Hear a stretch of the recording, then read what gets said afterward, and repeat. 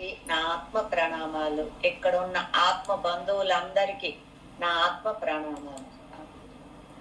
గురు బ్రహ్మ గురు విష్ణు గురుదేవో మహేశ్వర గురు సాక్షా పరబ్రహ్మ తస్మై శ్రీ గురవే నమః. ఇక్కడ మనం చెప్పుకునే టాపిక్ ఏంటంటే కుటుంబ కర్మ ఎలా విడుదల చెయ్యాలి. కుటుంబ కర్మ ఎలా విడుదల చేయాలి. కుటుంబ కర్మ అంటే అందరికీ తెలుసు. కుటుంబ కర్మ అంటే ఏంటంటే మనం ఒక కుటుంబాన్ని ఎంచుకొని జన్మ తీసుకోవడానికి వస్తాం.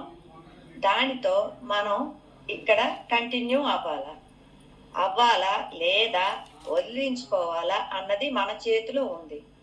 సో కుటుంబం అన్నది అందరికీ ఇష్టమైనదే, ఎవరు కాదనలేని పరిస్థితి.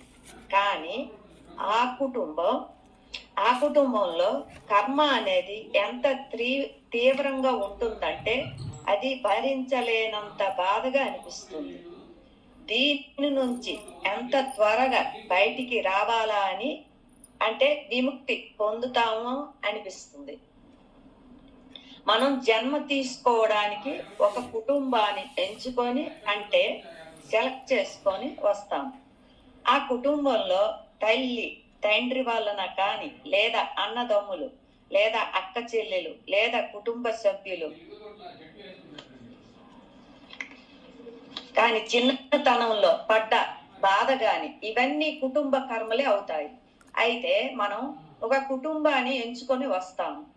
అది కూడా ఎందుకంటే అంతకు ముందు జన్మలో చేసిన వాటికి కానీ లేదా ఆధ్యాత్మికంగా ఎదగడానికి కానీ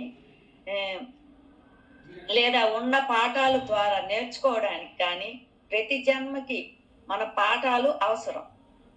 ఆ జన్మలో ఆ పాఠాలు అవసరం కోసం ఆ కుటుంబాన్ని ఎంచుకొని వస్తాం.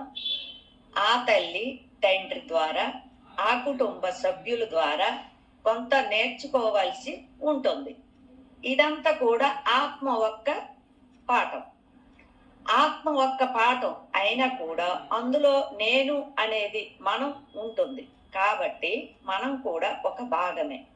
అయితే ఈ పాఠాలు జ్ఞానంతో మనం ఎదుర్కొని అందులోంచి బయటికి వచ్చే పరిస్థితి మనకుంది,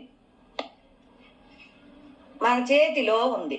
అలాగే మన కుటుంబ సభ్యులు తల్లి తండ్రి కానీ వాళ్ళ ఎంపిక వాళ్ళది. సో వాళ్ళకి మనం చెప్పలేని పరిస్థితి కాబట్టి మనం దానిలోంచి బయటికి రావచ్చు. అంటే పదే అదే కుటుంబం కోసం జన్మ ఎత్తవలసిన అవసరం లేకుండా ఇక్కడ ఉన్న వాళ్ళలో ఎవరైనా జ్ఞానంతో అంటే మనం కానీ వాళ్ళు కానీ జ్ఞానవంతులైనప్పుడు ఆ కుటుంబ కర్మ నుండి బయటికి వచ్చేయచ్చు.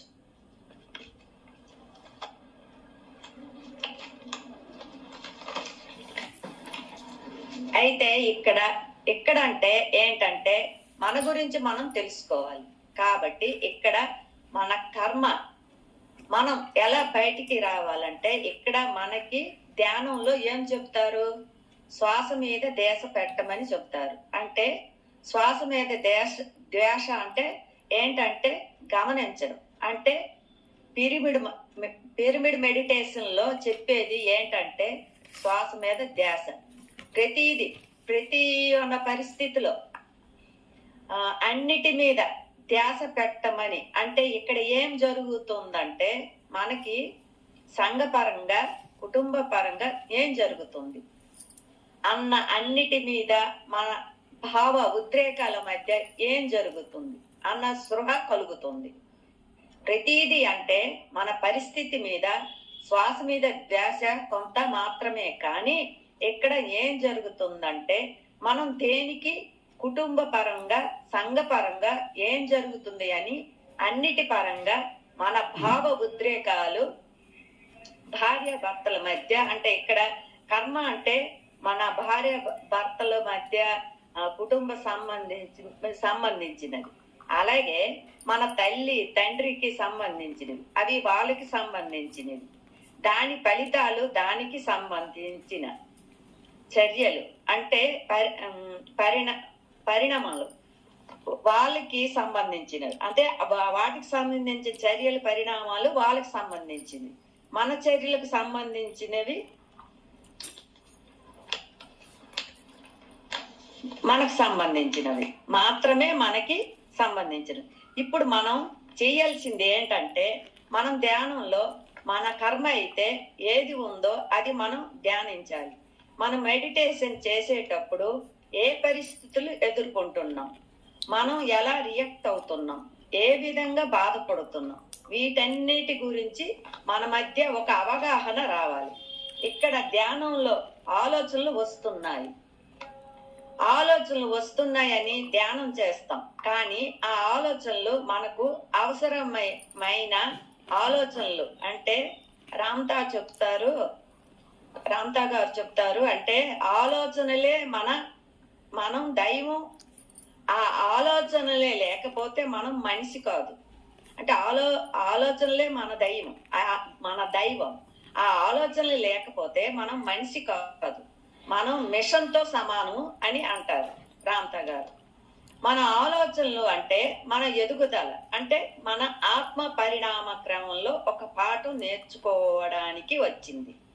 అలా మన ఒక కుటుంబాన్ని ఎంచుకొని వచ్చి ఈ కుటుంబానికి సంబంధించిన అన్ని పనులు పూర్తి చేసుకొని తదుపరి జన్మ కోసం మనం తయారవడం కోసం, అంటే ఒక ఆత్మ ద్వారా మనకు ఒక ఆత్మ జ్ఞానాన్ని నేర్చుకొని తదుపరి జన్మ తీసుకుంటాం.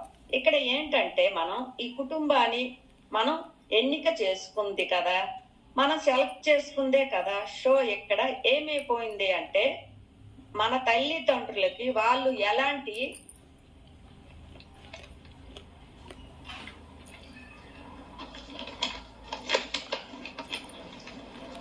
పరిస్థితిలో ఉన్నా మనం మాత్రం పూర్తిగా దాని గురించి, ఆ పరిస్థితి గురించి మనం అర్థం చేసుకోవాలి. తల్లిదండ్రులు కుటుంబం అలా ప్రవర్తించారంటే వాళ్ళ పరిస్థితి, వాళ్ళ జ్ఞానము వాళ్ళకి ఈ విధంగా ప్రవర్తించేటట్టు చేస్తుంది. ఇక్కడ ఏంటంటే వాళ్ళకి చిన్నప్పుడు పరిస్థితి ఎలా ఉందో, ఎటువంటి పరిస్థితి ఉందో మనకు తెలియదు. సో ఇక్కడ మనం అర్థం చేసుకోవాల్సింది ఏంటంటే, వాళ్ళు ఎందుకు అలా ప్రవర్తించారు అనేది ఇక్కడ మన అవగాహనలో మనకి తెలియాలి. తెలిసినప్పుడు అంటే తల్లిదండ్రే కాదు, మన చుట్టూ మన బంధువులు, పిల్లలు, భర్త కానీ ఏదైనా సరే తెలిసినప్పుడు మనం మార్పు చెందటం, అంటే వాళ్ళని మార్చాలని ఏమాత్రం ప్రయత్నం చేయాల్సింది అనేకంటే వాళ్ళు వినే పరిస్థితుల్లో ఉండకపోవచ్చు. ఇక్కడ మనం ఏం చెయ్యాలంటే మనం మార్పులు చెయ్యాలి, అంటే మార్పు చెందాలి. మన చిన్నప్పటి నుంచి ఏ పరిస్థితి ఉందో, ఏ సమస్యలు ఎదుర్కొంటూ వచ్చామో వాటి గురించి ధ్యానంలో అర్థం చేసుకుంటూ, అంటే కంపల్సరీ అర్థం చేసుకుంటూ గమనిస్తూ ఉండటం. పూర్తిగా పురుష తత్వంలో స్త్రీతత్వం ఉంటుంది, పురుషతత్వంలో స్త్రీతత్వం ఉంటుంది, స్త్రీతత్వంలో పురుషతత్వం. ఏంటంటే గమనిక ముఖ్యమైనది పాయింట్. తర్వాత కరుణ లేదా సానుభూతి, ఈ రెండిట్లో స్త్రీతత్వంలో పనిచేస్తుంటాయి.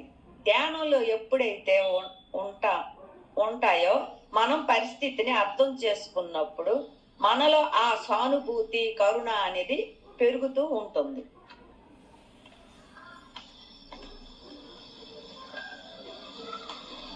అలాగే పురుషతత్వంలో ఎలా ఉంటుందంటే అందులో కూడా గమనిక ఉంటుంది, స్పష్టత ఉంటుంది, క్లారిటీ ఉంటుంది. అంటే మనలో మనం ప్రయాణం చేస్తున్నప్పుడు మనకు స్పష్టత, క్లారిటీ ఉంటుంది.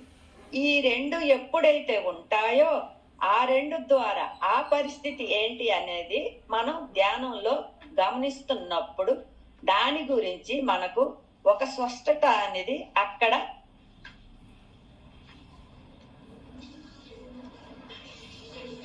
అనేది అక్కడ ఏంటంటే దానికి సంబంధించిన మూల కారణం మనం కనుక్కుంటాం. అంటే ఇక్కడ పరిస్థితి ఎలా ఉన్నాయి, ఈ జన్మలో నేనే కారణం, ఆ కారణంలో ఈ జన్మకు నేనే కారణం, ఆ కారణంలో నేను అనుభవాలను నేర్చుకోవాల్సి కోవాలని వచ్చాను కాబట్టి నేనే అర్థం చేసుకోవాలి. కాబట్టి వాళ్ళని దూషించడం బాధించడం జరుగుతుంది. అంటే ధ్యానంలోకి రాకము అంటే ఇక్కడ ఏం జరుగుతుంది అంటే ధ్యానంలోకి రాకముందు అలా ఉంటుంది. అంటే ఇక్కడ ఏం జరుగుతుంది అంటే ధ్యానం చేయనప్పుడు ఎనర్జీ ఉండదు, ఎనర్జీ లేనప్పుడు సహనం ఉండదు. అలా ఉండనప్పుడు ఏం జరుగుతుందంటే ఆ పరిస్థితి మనం ఇంకా పెంచుకొని పోతుంటాం. నేను ఎన్నోసార్లు చెప్పాను నా అనుభవం గురించి. ఆ కోపం ఉద్రేకం మన పరిస్థితులు ఎటువంటి ఉన్నా అది అందరి మీద కోపపడుతూ విసుగు చెందుతూ ఆ స్థానంలో ఉండకపోవడం, అందరి మీద అరిచేయడం, ఇలా అంటే మన అనుభవం కూడా చూడు ఇక్కడ తెలుస్తుంటది. ఆ కోపం ఆ ధ్యానంలో లేకముందు ఎలా ఉన్నాము, ఇప్పుడు ఎలా ఉన్నాము, ఆ కర్మ ఏదైతే ఉందో ఆ కర్మ ఇంకా పెంచుకొని పోతుంటాం.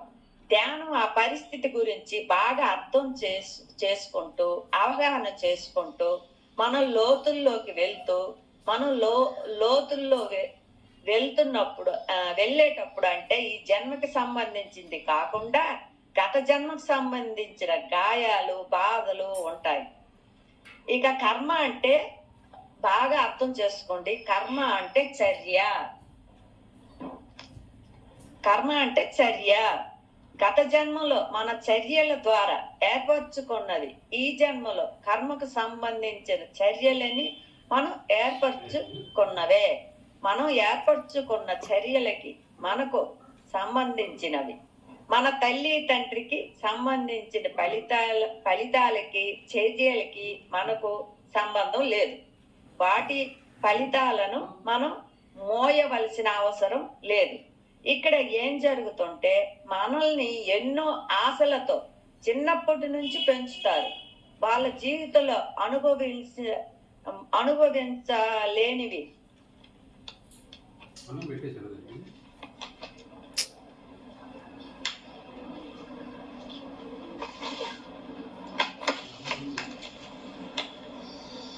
అనుభవించలేనివి ఆశలు కోరికలు పిల్లలపై రుద్దపడతాయి. అప్పుడు ఏమవుతుందంటే బలవంతంగా రుద్దపడతాయి. మనది కాని పరిస్థితి మనం నెట్టబడతాం. అక్కడ ఏంటంటే మనం పుట్టినప్పుడు దివ్యత్వంతో పుడతాము. అక్కడ ఏంటంటే భగవంతుణ్ణి అని తెలుసుకుంటాం. ఎప్పుడైతే ఏంటంటే ఈ పెంపకంలో మనమే పూర్తిగా క్రియేటర్ అని మర్చిపోయి మన మీద ఆధిపత్యం చెలాయించబడుతుంది అని అనుకుంటాం. మనం ఎలాంటి పరిస్థితినైనా దాటగలం. ఎందుకంటే మన శక్తివంతులం. మనం ఆ దివ్యత్వంతో అంటే సాధన ద్వారా మన కర్మను మనం తగ్గించుకోవచ్చు. ఇక్కడ ఏంటంటే మన తల్లి తండ్రి కోరికలు ఆశ తీర్చడానికి మనం సంసిద్ధులం అవుతాం.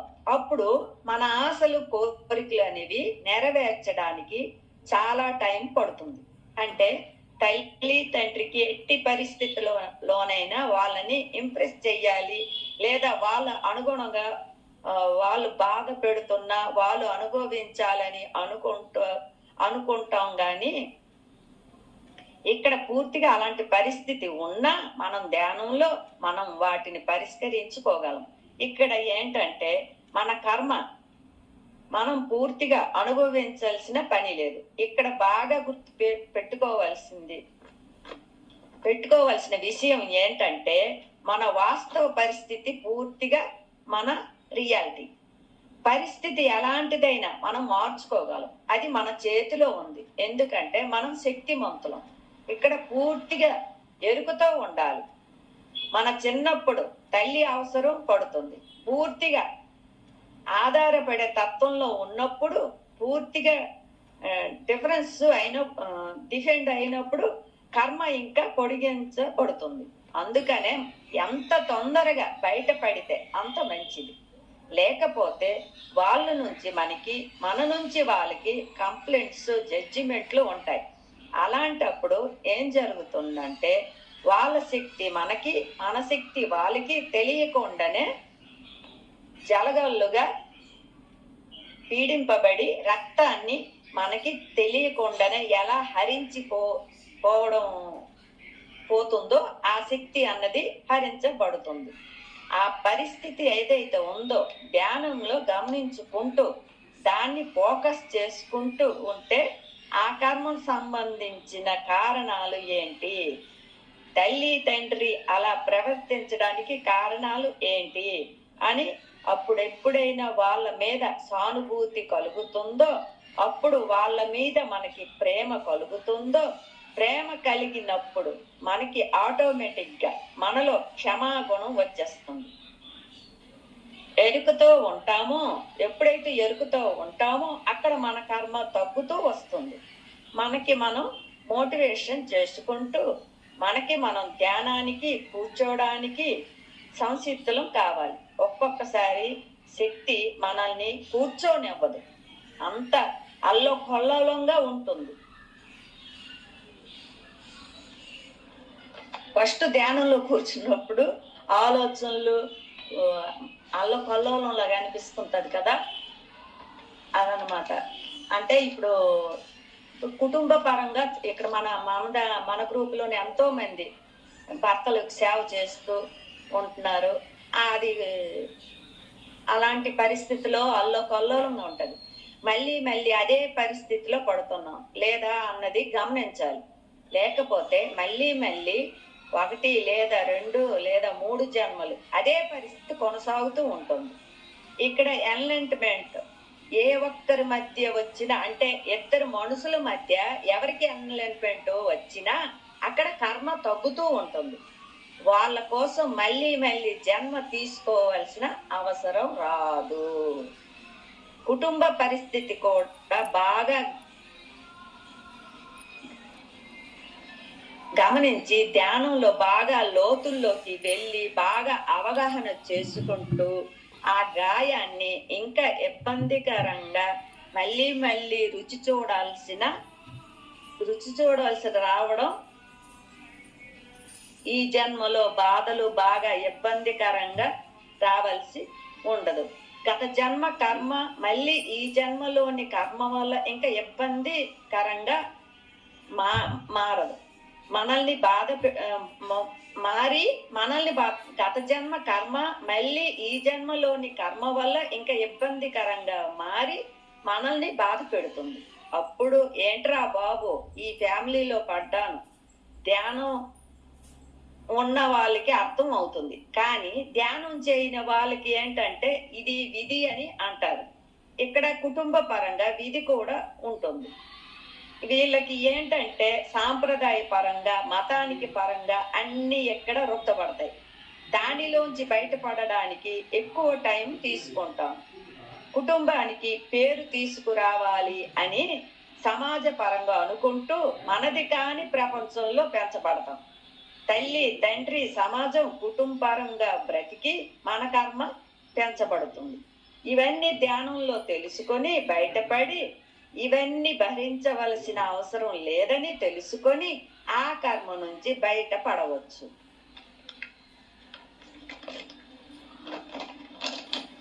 అలాగని ఆ కుటుంబాన్ని వదిలేయమని కాదు, వదిలి వెళ్ళవలసిన అవసరం లేదు. కొంతమంది స్పిరిచువల్ గా ఫ్యామిలీని ఎంచుకొని స్పిరిచువల్ గా పైకి ఎదగడానికి ఎన్నుకుంటారు. ఆ ఫ్యామిలీ స్పిరిచువల్ గా ఉండటం వల్ల ఈ సోల్ కి ఏ ఇబ్బంది ఉండదు. సంచిత కర్మ తీసుకొని ఈ కుటుంబాన్ని ఎన్నుకొని స్పిరిచువల్ గా ఆధ్యాత్మిక ఎదగడానికి ఈ సోల్ వస్తుంది. అప్పుడు ఈ కర్మ అనుభవిస్తూ ఆధ్యాత్మిక ఎదగడానికి చాలా ఇబ్బందికరంగా, బాధాకరంగా ఉంటుంది.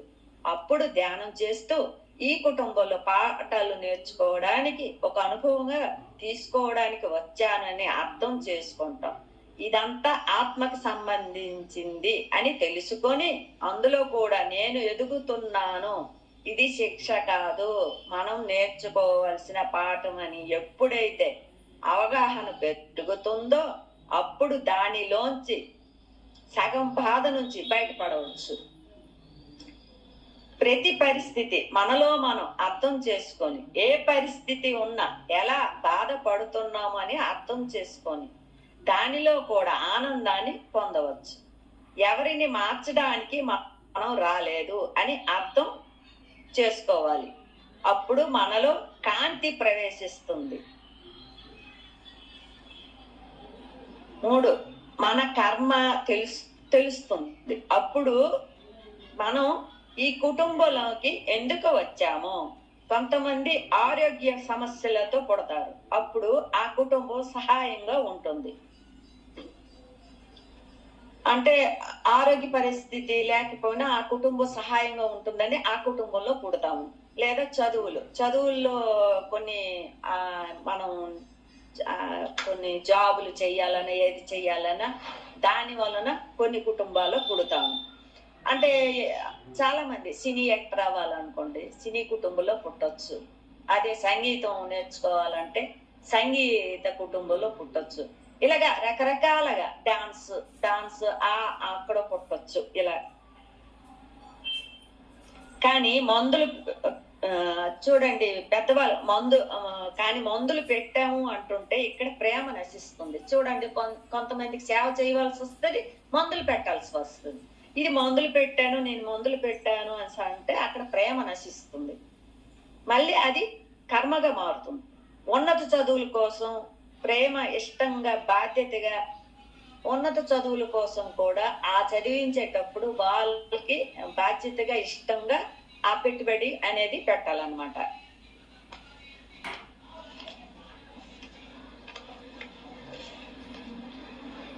పెంపకం, పిల్లలు కావాలనుకున్నప్పుడు పిల్లలు అయితే క్షమాగుణం అన్ని అలవర్చుకోవాలి. ఆ కర్మ అలా ఉన్నప్పుడు ఆ కర్మ తొలుగుతుంది. మనం చేసామనుకున్నా మనకి ఇచ్చిన ఈ కర్తవ్య కర్మగా చేసుకుంటూ వెళ్తే అది కర్మగా మారదు. మన కుటుంబం ధ్యానం ఉండదు కాబట్టి మేం పెట్టాము, వాళ్ళ పెరిగిన వాతావరణం అలా మన అర్థం చేసుకొని ఉంటే మన కర్మ తొలుగుతుంది.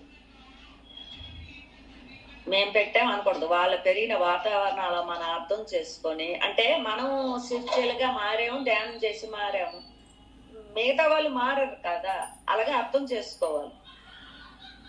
అలా అర్థం చేసుకున్నప్పుడు కర్మ తొలుగుతుంది. స్వీకరించాలి. కుటుంబ కర్మ పెరిగిపోతుంది మనం స్వీకరించకుండా అలాగా నేనే చేశాను, నేనే చదివిస్తున్నాను, నేనే మందులు పెడుతున్నాను, నేనే సేవ చేస్తున్నాను, నేనే అంటే ఇలాంటిది నేనే అంటే కర్మ పెరిగిపోతుందట. అటు 7 తరాలు ఇటు 7 తరాలు జ్ఞానవంతులను మనం పెద్దలు ఎన్నుకుంటారు. అంటే ఒక మెడిటేటర్ వల్ల చాలా వర్క్ ఉంటుంది. చాలా వర్క్ ఉంటుంది. ఇక్కడ ఏంటంటే ముందు మన కర్మ నుంచి మనం విముక్తి పొందినప్పుడే కుటుంబ కర్మని విడుదల చేయగలుగుతాం. మన చర్యలే మన బాధలకు మూల కారణం. అంతకు ముందు జన్మలో లేదా గతంలో చిన్నప్పుడు వాతావరణం, ఆ ఆలోచనలు, చర్యలు, ఇప్పుడు అనుభవిస్తున్న ప్రస్తుత పరిస్థితిని గురించి బాగా పూర్తిగా అవగాహన చేసుకుంటామో, ఎప్పుడైతే శక్తిమంతులం, కాంతిమంతులం అవుతామో, ఎవరైతే మన కోసం ఎదురు చూస్తున్నారో మన తాత ముత్తాతలు కర్మలు కూడా తీర్చవలసి వస్తుంది. నాకు ఇక్కడ చెప్పాలంటే నేను కూడా ఎక్కువ ఆలోచించి ఇక్కడ ఎందుకు పుట్టాను, దేనికి పుట్టాను, ఈ కుటుంబాన్ని ఎందుకు ఎన్నుకున్నాను, అది క్వశ్చన్. మరొకటి, మా పెళ్ళి అయిన తర్వాత మా అత్తవారికి కొన్ని అంటే వాళ్ళకి ఒక వంశపారంపర్యంగా వస్తుంది ఏంటంటే సూసైడ్ చేసుకోవడం ఎక్కువ వస్తుంది, చనిపోవడాలు ఎక్కువ జరుగుతున్నాయి కాబట్టి అది ఎందుకు జరుగుతుంది అనేసి ఆలోచన వచ్చేది. ఇది మార్చాలి, ఇది ఇలా జరగకూడదు, ఎందుకు ఇలా బాధపడుతున్నాం అనేసి ఎక్కువ ఆలోచించేదాన్ని.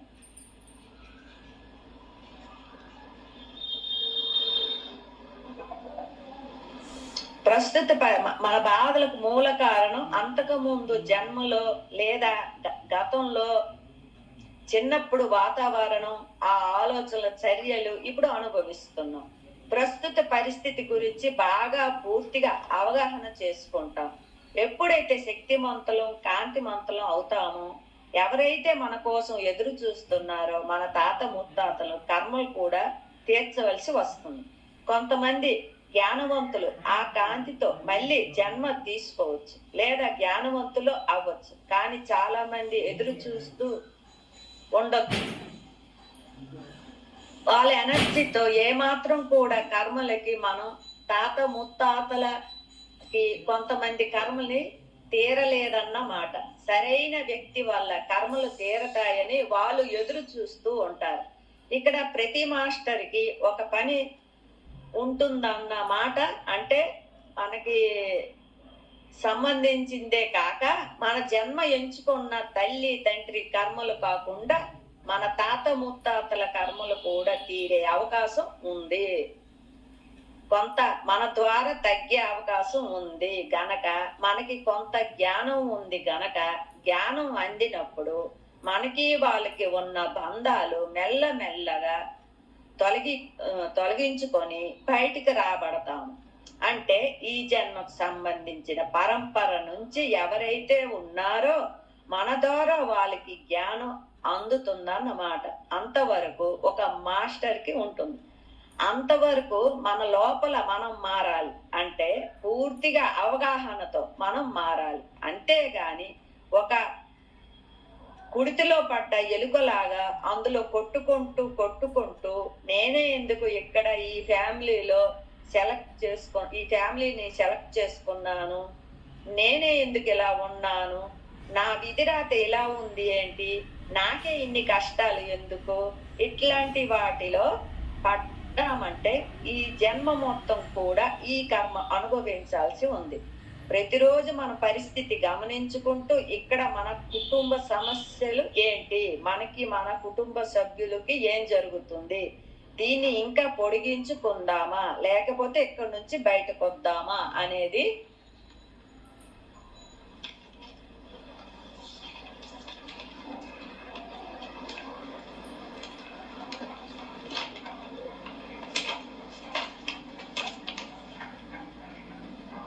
తెలుసుకోవలసిన పరిస్థితి వచ్చింది. ధ్యానంలోకి వచ్చిన 5 ఏళ్లకి 10 ఏళ్లకి వాళ్ళ మీద కంప్లైంట్ చేస్తూ జడ్జిమెంట్ చేస్తూ ఉంటే, ఎమడలేక ఉంటే ఇంకా కుటుంబ సమస్యలతో పోతున్నాము అన్నమాట. కూరుకుపోయి ఉన్నాము అన్నమాట. వాళ్ళ ఆధిపత్యంలో ఉన్నాము. ఎమడలేక అర్థమవుతూ ఉంటుంది. కానీ బయటికి రావాలా అనేది ఏంటి అంటే, పరిస్థితులు ఎలా ఉన్నను, మన స్పందనలు ఎలా ఉంటున్నాయి అని కుటుంబాన్ని అంగీకరిస్తున్నామా లేదా, ప్రతి చర్య ఉదయం లేచిన నుంచి రాత్రి పడుకోబోయే వరకు ప్రతి చర్యకు వాదనలు జరుగుతున్నాయా లేదా, బాధపడుతున్నామా లేదా, తెలియకుండానే మన శక్తిని కోల్పోతున్నామా. ఇక్కడ మనం కోల్పోవడం కాదు, తెలియకుండానే వాళ్ళ శక్తిని మనం హరించేసుకుంటున్నామా. మనం అవగాహన ఎలా ఉంది, శ్వాస మీద ధ్యాస పెట్టుకుంటూ బాధ లేదు ఆనందాన్ని అనుభవిస్తున్నామా. అయితే ఓకే, బయటకు వచ్చాము. మనం మన కుటుంబ సభ్యులు బాధపడుతుంటే కానీ వాళ్ళు బయటికి చెప్పుకోలేరు. మన వరకు మనం ఆ కర్మ నుంచి విడిపోయాం, కానీ వాళ్ళకి సంబంధించిన లింకు తెగిపోలేదు. ఆ లింకు వాళ్ళు పట్టుకొని వేలాడుతున్నారన్నమాట. దాన్ని కూడా మనం రిలీజ్ చేయాలి. ఏం లేదు, మన ఈ కర్మకి అనుభవించి ధ్యానం చేసి మన శక్తిని పెంచుకుంటూ మనం చెప్పిన వినని పరిస్థితులు ఎదురైనప్పుడు మళ్ళీ మన చర్యల ద్వారా, ప్రేమపూరిత చర్యల ద్వారా వాళ్ళకి మనం ఒక ఇంటు అందిస్తాం. కోపంతో కానీ విసుక్కుంటూ కానీ చెప్పనవసరం లేదు. అంటే నవ్వుతూ ప్రేమపూర్వకంగా చెప్పాలి. శక్తి తక్కువగా ఉన్నప్పుడు భావ ఉద్రేకాలు వస్తుంటాయి.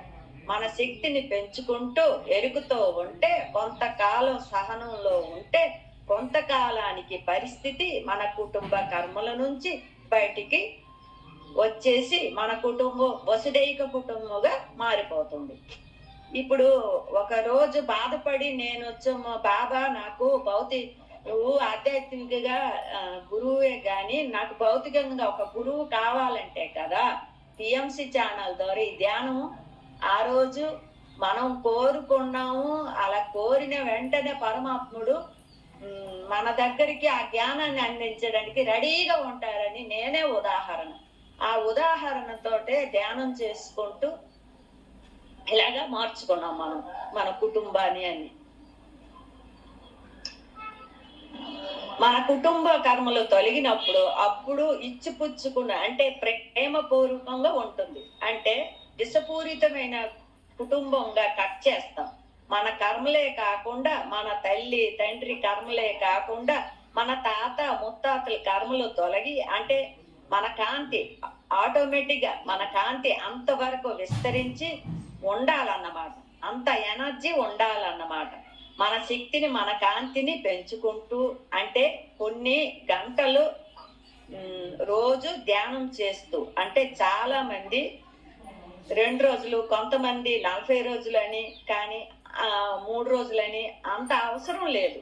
చాలా తక్కువ రోజులలో మనం పూర్తిగా కర్మని అర్థం చేసుకొని పూర్తి అవగాహనతో చేస్తే తక్కువ సమయంలో బయటపడవచ్చు. దాన్ని రిలీజ్ చేసుకోవచ్చు. నా చర్యలు నా జన్మ నాకు సంబంధించినది, నా తల్లి తండ్రి చర్యలు వాళ్ళకు సంబంధించినది, వాళ్ళు చేసినది మనం అనుభవించవలసిన అవసరం లేదు. నా తల్లి తండ్రి చేసిన పాప పుణ్యాల వాళ్ళ పిల్లలకు వస్తాయి. పాత నానుడి ఆ అవసరం లేదు. బలవంతంగా అనుభవించవలసిన అవసరం లేదు. అంటే తల్లి తండ్రి చేసిన పాప పుణ్యాలు పిల్లలకు వస్తాయి అంటారు కదా, అది కరెక్ట్ కాదు. అది పాతకాలపు మాట. సార్ చెప్తారు కదా, మనం ఆ కుటుంబంలో ఆ బాధని అనుభవిస్తున్న ఆ కుటుంబానికి వచ్చామంటే ఆ తాతవి నువ్వే అంటారు కదా, ఆ నాన్నవి నువ్వే. ఏం తప్పు చేసినా ఎవరి కర్మకి వారే బాధ్యులు. వాళ్ళకి అది ఇక్కడ చెప్పబడుతుంది. అంటే ఆ కర్మ అనుభవిస్తున్నా అంటే ఈ కుటుంబం ఎంచుకున్నాం అంటే మనం మళ్ళీ ఏదో చేసి ఆ కర్మ ఫలితాన్ని అనుభవించడానికి నేర్చుకోవడానికి మనం ఈ కుటుంబంలోకి వచ్చాము అని అర్థం చేసుకోవాలి.